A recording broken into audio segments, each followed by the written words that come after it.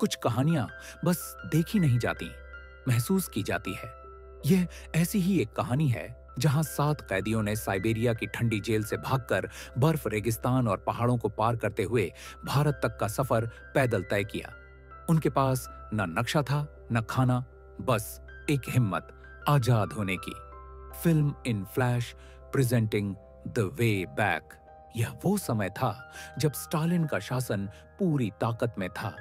रूस और उसके कब्जे वाले इलाकों में लोगों को जरा सी गलती पर देशद्रोही घोषित कर दिया जाता था। जनुस विस्चेक पोलैंड का एक सैनिक है जिसे झूठे इल्जामों में गिरफ्तार किया गया है। उसे पूछताछ के लिए लाया गया है, जहां एक इंट्रोगेशन ऑफिसर लगातार उससे कबूल करवाने की कोशिश कर रहा है कि वो एक जासूस है। जनुस शांत रहता है क्योंकि वो जानता है कि वो निर्दोष है। लेकिन तभी कमरे में उसकी पत्नी को लाया जाता है। वो थकी हुई, डरी हुई और टूटी हुई लगती है। साफ पता चलता है कि उससे पहले ही घंटों पूछताछ की गई है। उसकी हालत देखकर समझ आता है कि उस पर जबरदस्ती बयान देने का दबाव डाला गया है। वो मजबूरी में अपने पति के खिलाफ साक्ष्य दे देती है। जनुस सब कुछ समझ जाता है। वो जानता है कि ये उसकी पत्नी की नहीं, बल्कि सत्ता की बनाई हुई झूठी कहानी है। इंटरोगेशन के बाद जनुस आखिर में पहुंचता है साइबेरिया का गुलाग जेल कैंप, एक ऐसी जगह जहां से कोई कभी लौटकर नहीं आता। चारों ओर कांटेदार तारें, बंदूकें और मौत जैसी ठंड। नए कैदियों को जेल कैंप में लाकर लाइन में खड़ा किया जाता है। कैंप के वार्डन सामने आता है और नए कैदियों को बताता है कि यह जेल साइबेरिया की सबसे खतरनाक जगहों में से एक है। जानुस अपनी पहली रात्रि में भोजन की लाइन में खड़ा होता है। उन्हें सूप और रोटी मिल रही होती है। एक आदमी जिनका नाम मिस्टर स्मिथ होता है, खाना ले जाते हुए रोटी को सूप में डुबोकर खाने की कोशिश करता है, लेकिन रोटी का एक टुकड़ा जमीन पर गिर जाता है। एक भूखा कैदी उस टुकड़े को उठाने के लिए झपटता है, लेकिन मिस्टर स्मिथ तेजी से अपनी बूट से उस टुकड़े को दबा देता है और फिर उसे साफ करके खा लेता है। जनुस यह दृश्य देखता है और उस भूखे आदमी को अपनी सूप की कटोरी दे देता है। मिस्टर स्मिथ जनुस से कहता है, तुम दया दिखाकर मरना चाहते हो? जनुस जवाब देता है, वह बूढ़ा है। मिस्टर स्मिथ फिर कहता है, मैं भी बूढ़ा हूं, लेकिन मैं सुबह तक जिंदा रहूंगा, वह नहीं। यह कहकर मिस्टर स्मिथ चले जाते हैं। तभी पीछे से एक अनुभवी कैदी जनुस के पास आता है। वह आदमी पेशे से एक्टर होता है। वो धीरे धीरे उसे कैंप के बारे में बताता है। कितना खतरनाक है यहाँ का जीवन, कैसे गार्ड्स हर कदम पर नजर रखते हैं और कैसे बर्फ, जंगल और रेगिस्तान में भागना लगभग नामुमकिन है। जनुस उत्सुकता से पूछता है कि क्या कोई यहाँ से भाग सकता है? एक्टर गंभीर होकर जवाब देता है, यहाँ से बच पाना लगभग असंभव है। जो लोग कोशिश करते हैं उनमें से ज्यादातर रास्ते में ही मर जाते हैं।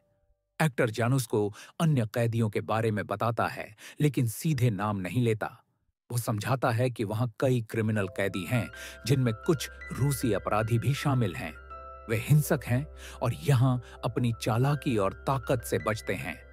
एक्टर की बातें सुनकर जानुस समझ जाता है कि यहां किसी पर भरोसा करना मुश्किल है। एक्टर जानुस से खुलकर कहता है कि उसने कई बार भागने की योजना बनाई है, लेकिन उसे किसी भरोसेमंद साथी का इंतजार था। और अब उसने देखा कि जानुस में वो हिम्मत और जिद है जो सफलता से भागने के लिए जरूरी है।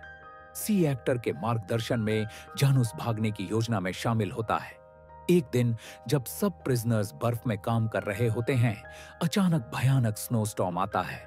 हवा इतनी तेज कि सांस लेना मुश्किल हो जाता है। कैंप का कमांडर स्थिति को नियंत्रित करने की कोशिश करता है। वह आदेश देता है कि सभी कैदी वहीं जमीन पर बैठ जाएं और तूफान का इंतजार करें। लेकिन मिस्टर स्मिथ, जो इन कठिन परिस्थितियों का अनुभव रखता है, समझता है कि खुले मैदान में इतनी ठंड और बर्फ में रहना नामुमकिन है। कमांडर सुनने को तैयार नहीं होता। वह गुस्से में मिस्टर स्मिथ की ओर बंदूक उठाता है और उसे बैठने का आदेश देता है। मिस्टर स्मिथ कुछ पल रुकता है, लेकिन फिर बंदूक की धमकी को नजरअंदाज करता है और जंगल की ओर चल पड़ता है। कमांडर उसकी जिद देख उसे रोकने की कोशिश करता है और चेतावनी देता है कि अगर वह नहीं रुका तो गोली चला दी जाएगी। लेकिन मिस्टर स्मिथ धीरे धीरे आगे बढ़ता है। उसकी आंखों में आत्मविश्वास और अनुभव झलकता है। वह जानता है कि जंगल में उनके पास जिंदा रहने का सही मौका है। कुछ क्षण की तनाशाही और विरोध के बाद कमांडर बंदूक नीचे कर देता है। उसे एहसास होता है कि मिस्टर स्मिथ सही है और खुले मैदान में बैठना किसी के लिए भी मौत के समान होगा। जंगल में जाने पर कैदी थोड़ी राहत महसूस करते हैं। वहां बर्फ और तूफान के बावजूद पेड़ों की छांव और जंगल की सुरक्षा उन्हें बचाव देती है। अगले दिन की सुबह कैदियों के लिए एक और मुश्किल लाती है। सभी प्रिजनर्स लाइन में खड़े हैं। कमांडर धीरे धीरे उनके सामने आता है और मिस्टर स्मिथ के सामने रुकता है। वह गुस्से में कहता है, तुम्हें बहुत ठंड लगती है, अभी आगे आ जाओ। कमांडर इसी तरह कुछ और प्रिजनर्स को भी बुलाता है, जिनमें जनुस भी शामिल है। मिस्टर स्मिथ तुरंत समझ जाता है कि ये सभी माइनिंग के लिए भेजे जा रहे हैं और माइनिंग का काम वहां मौत के पास काम करने के समान है। वहां हवा इतनी प्रदूषित है कि हर सांस उनके लिए खतरे की घंटी है। जब जेनुस माइनिंग में काम करता है तो शरीर और दिमाग दोनों थकान और जहरीली हवा से परेशान होने लगते हैं। वह धीरे धीरे असहज महसूस करता है। वह बाहर आने की कोशिश करता है। उसकी आंखों के सामने हेलुसिनेशन शुरू हो जाती है। वह अपने घर का दृश्य देखने लगता है और वह धीरे धीरे उसी दिशा में बढ़ने लगता है, मानो घर में प्रवेश करना चाहता हो। लेकिन असल में एक सैनिक उसके ऊपर राइफल ताने खड़ा है। तभी मिस्टर स्मिथ आता है और जानुस को बचा लेता है। इसके बाद उनके बीच बातचीत होती है। जानुस उत्साहित होकर बताता है, एक्टर के पास भागने की योजना है। अगर हम उसका इस्तेमाल करें, हम सब जेल से बच सकते हैं। मिस्टर स्मिथ गंभीर और अनुभव से भरे लहजे में जवाब देता है, एक्टर में साहस नहीं है। वह सिर्फ योजना बनाता है, लेकिन कभी उसे क्रियान्वित नहीं करता। यही मेरे साथ पहले हुआ। अगर तुम भागना चाहते हो तो मैं तुम्हारे साथ आऊंगा, क्योंकि अगर मैं गिर गया तुम मुझे उठाओगे और पीछे नहीं छोड़ोगे। जनुस इस बात से भावुक हो जाता है। वह समझ जाता है कि मिस्टर स्मिथ सिर्फ अनुभव नहीं, बल्कि सच्चा साथी है, जो न केवल अपने जीवन बल्कि उनके जीवन की भी चिंता करता है। एक दिन रात में तूफान शुरू हो जाता है। जनुस इस माहौल को देखकर अपने मन में सोचता है कि यही सही समय है भागने का। वह एक्टर के पास जाता है और धीरे से कहता है कि तूफान उनके लिए मौका है। सैनिकों की निगरानी कमजोर होगी, बाहर निकलना आसान हो जाएगा। लेकिन एक्टर डर के कारण बहाने बनाने लगता है। जानुस लगातार उसे समझाने की कोशिश करता है कि यह सही समय है, अब नहीं तो मौका कभी नहीं मिलेगा। लेकिन एक्टर सुनता नहीं। तभी एक कुख्यात कैदी वाल्का, जो अपराधी गैंग का हिस्सा है, यह सब सुन लेता है। कुछ देर बाद वह जानुस के पास आता है। हाथ में चाकू लेकर वह उसे धमकाता है। वह कहता है कि अगर वह उसे अपनी योजना में शामिल करे तो वह चाकू और अपना अनुभव दोनों से उनकी मदद करेगा। जानुस वाल्का को योजना में शामिल कर लेता है। उस रात जानुस, मिस्टर स्मिथ, वाल्का और अन्य 4 कैदी, कुल 7 लोग जेल से भाग निकलते हैं।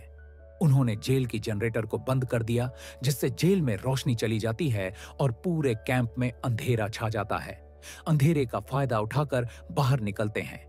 जैसे ही सैनिक उन्हें भागते हुए देखते हैं, वह कुत्तों को पीछे भेजते हैं। थोड़ी दूर आने के बाद कई कैदी थक कर रुकने की बात करते हैं।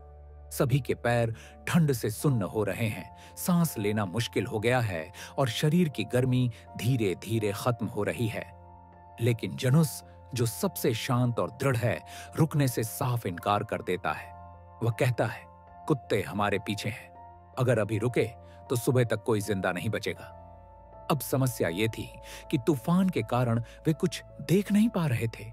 बर्फ आंखों में चुभ रही थी और हवा इतनी तेज कि चेहरे की त्वचा जल रही थी।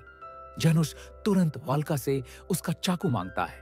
वाल्का, जो अभी तक थोड़ा शंकित था, बिना कुछ कहे उसे चाकू दे देता है।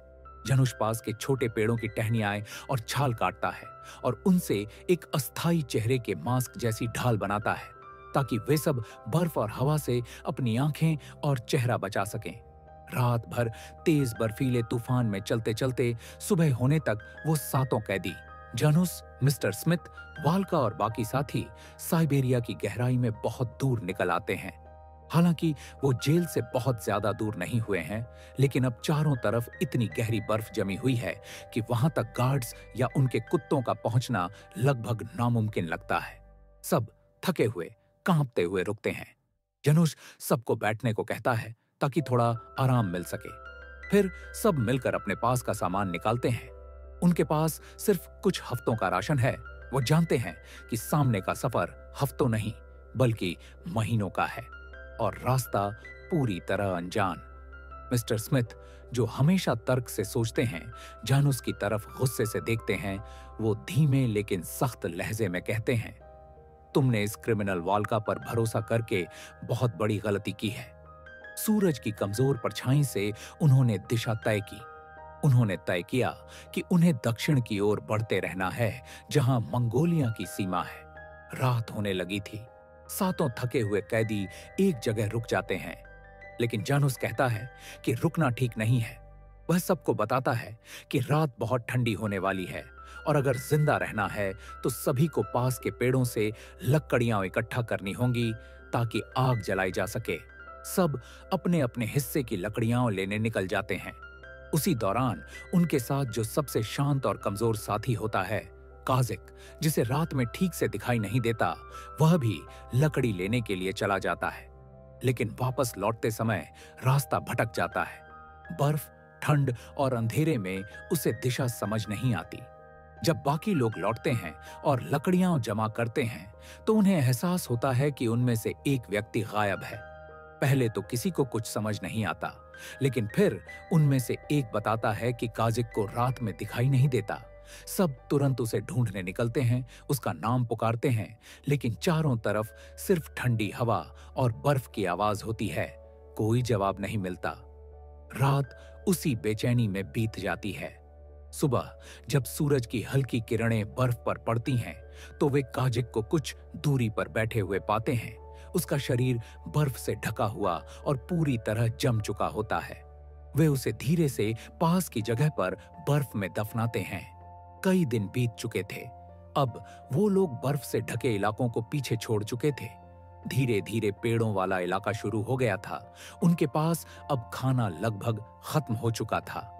उनकी योजना के मुताबिक उन्हें बहुत पहले एक बड़ी झील तक पहुंच जाना था, लेकिन हकीकत ये थी कि वे अब भी वहां से बहुत दूर थे।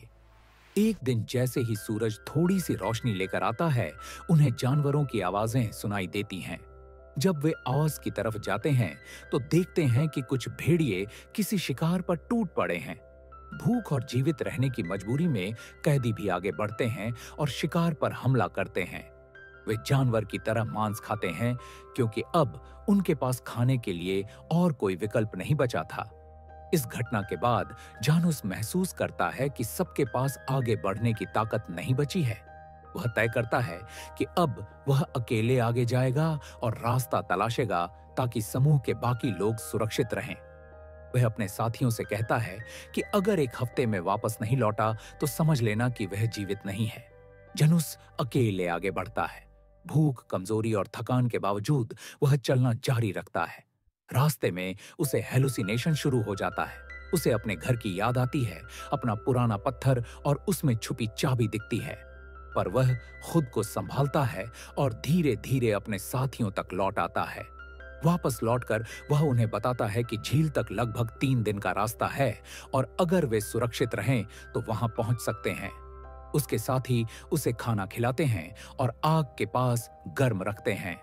सुबह होते ही जब जेनुस की तबीयत थोड़ी ठीक हो जाती है तो सब फिर से आगे बढ़ते हैं। झील की तरफ बढ़ते हुए कैदियों को महसूस होता है कि कोई उनका पीछा कर रहा है। वे धीरे धीरे आवाज की तरफ बढ़ते हैं और देखते हैं कि पीछा करने वाला कोई लड़का या आदमी नहीं बल्कि एक लड़की है। लड़की कहती है कि वह रूस से भाग रही है और उनके साथ चलना चाहती है, लेकिन समूह के सभी सदस्य मना कर देते हैं। उनके पास खाना बहुत कम है और अगर कोई और उनके साथ चलता है तो उनकी रफ्तार धीमी हो जाएगी और राशन कम पड़ जाएगा। जब वे झील के किनारे पहुंचते हैं तो वे देखते हैं कि दलदल में एक जानवर फंसा हुआ है। भूख और जिंदा रहने की मजबूरी में वे उसे मार देते हैं और उसे खाने के लिए इस्तेमाल करते हैं। खाने के दौरान किसी एक को याद आता है कि लड़की अभी भी भूखी है। वह तुरंत पीछे लौटता है, लड़की को ढूंढता है और रात तक उसे वापस लेकर आ जाता है। लड़की अब उनके समूह में शामिल हो जाती है। इस बार सभी ने खाना बड़े आराम से खाया। सभी के चेहरे पर राहत और संतोष दिखाई देता है। कई कठिनाइयों और लंबी यात्रा के बाद यह समूह मंगोलिया के बॉर्डर के पास पहुंचता है। बॉर्डर के पास पहुंचने से पहले समूह का एक रूसी कैदी वल्का, जो शुरुआत से ही क्रूर था, कहता है कि वह यहीं रुक जाएगा। वह आगे नहीं बढ़ना चाहता और बस वहीं ठहर जाता है। इससे समूह अब 6 लोगों तक सीमित हो जाता है। जब ये लोग मंगोलिया के बॉर्डर तक पहुंचते हैं तो गेट पर स्टालिन की फोटो देखकर उन्हें पता चलता है कि कम्युनिस्ट यहां भी राज कर रहे हैं, वही शासन जो वे रूस में छोड़कर भाग रहे थे। यह देखकर समूह को एहसास होता है कि वहां भी वे पूरी तरह सुरक्षित नहीं हैं। फिर भी वे आगे बढ़ते हैं। अब उनकी योजना यह है कि पहले चीन पहुंचना है, वहां से तिब्बत और अंत में इंडिया। रास्ते में उन्हें गर्म रेगिस्तान, तेज धूप और प्यास का सामना करना पड़ा। सभी की हालत बहुत खराब हो चुकी थी। शरीर कमजोर और थका हुआ था। साथ में चल रही लड़की कई बार बेहोश हो जाती थी क्योंकि उनके पास पानी बहुत कम था। हर कदम कठिन था और हर सांस जैसे भारी बर्फ या गर्म हवा में फंस गई हो। एक बार चलते चलते मिस्टर स्मिथ ने कहा कि आगे कुछ पेड़ दिखाई दे रहे हैं, वहां शायद पानी मिलेगा। लेकिन बाकी समूह को लगता है कि वह दिशा सही नहीं है क्योंकि उनका नक्शा और योजना अलग दिशा दिखाती है। फिर भी जनुस और बाकी लोग उसे साथ लेकर आगे बढ़ते हैं। जब वे वहां पहुंचते हैं तो सच में एक कुआं मिलता है। यह देखकर सभी को ऐसा लगता है जैसे उन्हें एक नई जिंदगी मिल गई हो। वे सारी प्यास बुझाते हैं, अपने मुंह धोते हैं और पानी पीकर थोड़ी राहत महसूस करते हैं। थोड़ी देर ठहरने के बाद कुछ लोग सुझाव देते हैं कि यहाँ कुछ दिन रुक जाए ताकि शरीर थोड़ा मजबूत हो जाए। लेकिन जनुस महसूस करता है कि अगर वे रुकेंगे तो भूख और कमजोरी और बढ़ जाएगी और आगे का सफर और कठिन हो जाएगा। अब उनका अगला लक्ष्य भारत की तरफ बढ़ना था, लेकिन रास्ता आसान नहीं था। उन्हें लंबा रेगिस्तान पार करना था जहां तेज धूल और गर्मी के तूफान लगातार उनका सामना कर रहे थे। सफर के दौरान उनके साथ चल रही लड़की फिर से गिर पड़ती है। उसका शरीर कमजोर और सूजा हुआ था। हर कदम उसके लिए दर्दनाक था। फिर भी वह चलती रहती है क्योंकि वह नहीं चाहती कि उसकी कमजोरी की वजह से समूह की रफ्तार धीमी हो जाए। लेकिन अंततः उसकी शारीरिक हालत बहुत खराब हो जाती है और वह इस कठिन सफर में मर जाती है। समूह उसे वहीं रास्ते में कब्र बना देता है। अब ये 5 लोग लंबे और कठिन सफर के बाद रेगिस्तान के बीचों बीच थे। उनकी हालत बहुत खराब हो चुकी थी। कुछ और किलोमीटर चलने के बाद एक कलाकार साथी गिर पड़ता है और उसकी मौत हो जाती है। अब समूह में 4 लोग बचे थे। उनके पास खाना और पानी बिल्कुल खत्म हो चुका था, लेकिन अभी भी लंबा सफर बाकी था। कुछ देर बाद वे रेगिस्तान के छोर और पहाड़ों के पास पहुंचते हैं। अब रेगिस्तान खत्म होने वाला था, लेकिन मिस्टर स्मिथ भी इतनी कमजोरी और थकान के कारण गिर पड़ते हैं। वह कहते हैं कि वह अब आगे नहीं चल पाएंगे और बाकी लोगों को अकेला जाने दे। फिर जनुस बाकी दोस्तों से कहता है कि वे आगे बढ़कर पानी ढूंढें और वह मिस्टर स्मिथ के साथ पीछे रहकर उनके पास रहेंगे। दोनों रात तक धीरे धीरे आगे बढ़ते हैं और बर्फीले और बीहड़ इलाके में सो जाते हैं। सुबह होते ही उनमें से एक के पास सांप निकलता है और वह उसे पकाकर खाने के लिए इस्तेमाल करता है। रात को जेनस मिस्टर स्मिथ के पास बैठता है और उनके बेटे के बारे में पूछता है। जेनस जानता है कि मिस्टर स्मिथ का बेटा रूस में मारा गया था। मिस्टर स्मिथ बताते हैं कि उन्होंने खुद को जीकर सजा दी क्योंकि उनकी बेटी को रूस में मजबूर किया गया था कि वह उनके खिलाफ गवाही दे। जानus उनसे कहता है कि उसकी बीवी भी जिंदा है और उसने भी मजबूरी में उसके खिलाफ गवाही दी थी। वह जानता है कि उसका जीवन मिस्टर स्मिथ जैसी परिस्थितियों में नहीं जाना चाहिए और वह अपनी बीवी से मिलना चाहता है। अगली सुबह चारों लोग पानी और खाने के बाद अपनी यात्रा फिर से जारी करते हैं। थोड़ा मजबूत और उम्मीद के साथ आगे बढ़ते हैं। कई 100 किलोमीटर तक लगातार पैदल चलते हुए जानुश और उसके साथी आखिरकार चीन की महान दीवार the great wall of China तक पहुंचते हैं। वे तिब्बत की ओर बढ़ते हैं।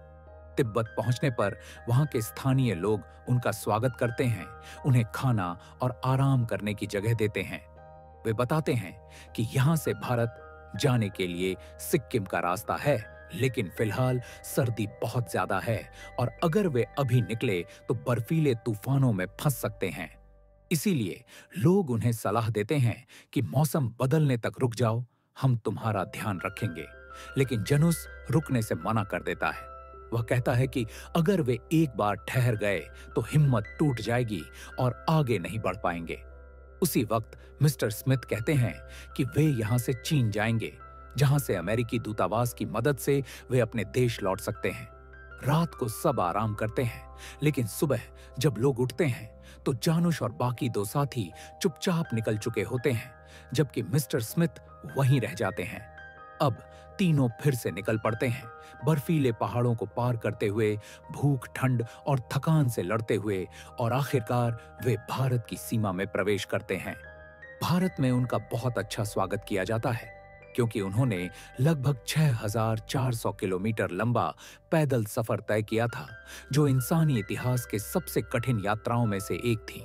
लेकिन कहानी यहीं खत्म नहीं होती, क्योंकि जानुश का सफर अभी बाकी था। उसका देश पोलैंड अब भी कम्युनिस्ट शासन के अधीन था, इसलिए वह वापस अपने घर नहीं जा सकता था। 1989 में पोलैंड कम्युनिज्म से आजाद हुआ, तब जानुश आखिरकार अपने घर लौटा। कहानी के अंत में वही दृश्य दिखाया जाता है।